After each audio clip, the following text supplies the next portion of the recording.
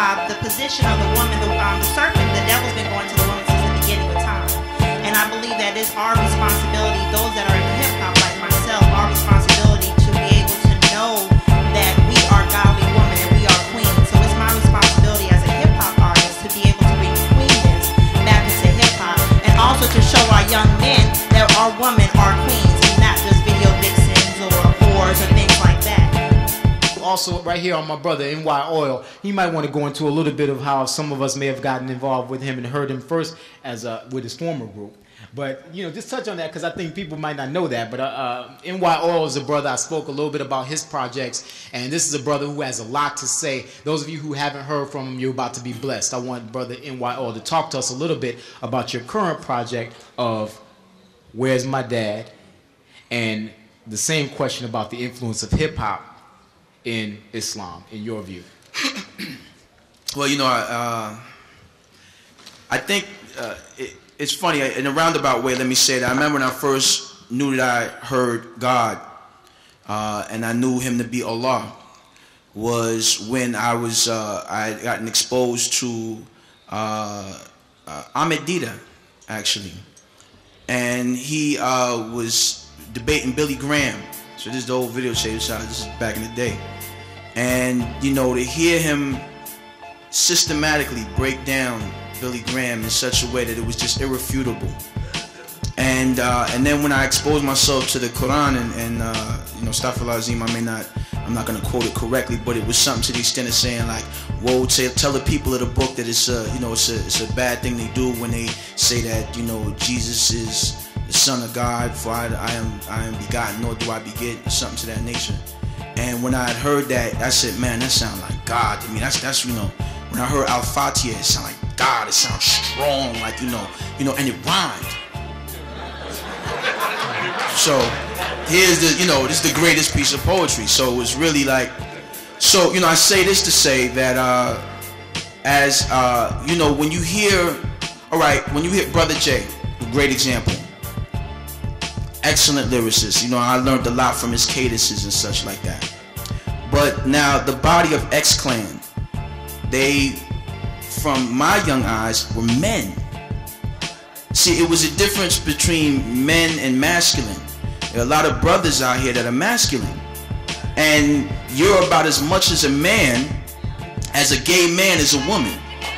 Because a gay man is feminine, but I never seen a really woman act the way a gay man acts. It's kind of it's just a feminine thing, you understand? And a lot of young men are masculine because we're learning from other young men how to be men. So we don't really have any idea, we're guessing at it, hence the disrespect to the woman, because it's just so much confusion. But you know, just to get to the point, so when you see, you know, Lumumba talking about, you know, vainglorious, you know, and he get to talking that, you know, and 9 times out of 10, I didn't even know what he was talking about back then. I had, you know, but it was the strength of it to see Wise Intelligent, who Wise, you know, back in the day, rocked this funky joint and stuff like that. I was watching the video the other day. Now, you know, we make fun of our kids for wearing tight pants nowadays, right? But hold up, Wise, you know what I'm talking You know the messenger, bro. But no, but Wise was a man to me. I said, because there was no fear in that. And when I saw PE, and Chuck D said, real men wear black.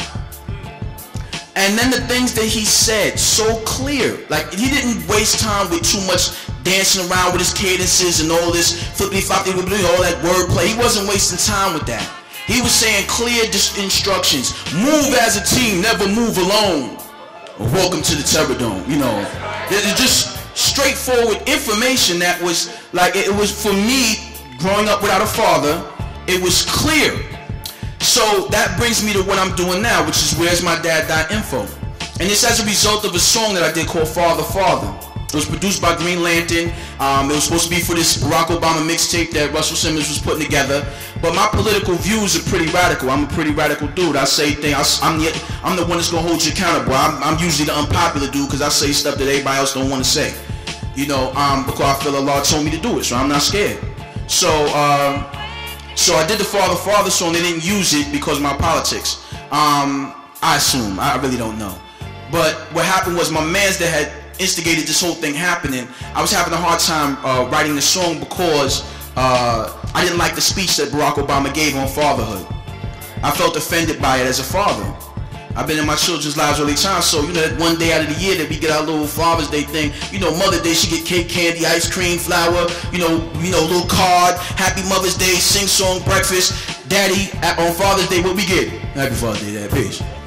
You know, so I felt, you know, I took an umbrage to it, and so when my man was like, yo, I had a hard time writing the song, my man said, yo, B, you're not writing the song for Barack Obama, you're not writing it for Greenlander, you're not writing it for Russell, you're writing it for us, man, the fathers. We need to hear NY Oil, we need the voice, B, we need that, we need you to talk to us. And so I wrote it, and then it became a movement, and we got all the brothers to send in pictures of themselves with their children, and it was just so beautiful. Sisters, if you haven't seen this video, and if you some of your sisters, I know some of the sisters looking for husbands, and you want to figure out what a man look like and what he look, you know, he's running into some of these brothers as they got their, you know, they got their tie on, they got their bow tie on, but they kind of wolves in sheep clothing, you know.